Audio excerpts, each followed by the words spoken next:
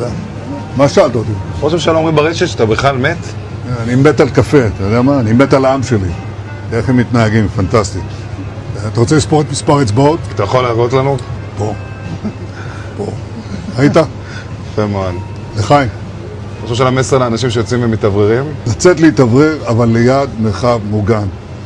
והעמידה שלכם היא מדהימה, נותנת כוח לי, לממשלה, לצה"ל, למוסד. אנחנו עושים דברים שאני לא יכול לשתף ברגע זה, אבל עושים דברים מכים באיראן חזק מאוד, גם ביום הזה, גם בלבנון, ממשיכים. אתם אומרים לי להמשיך?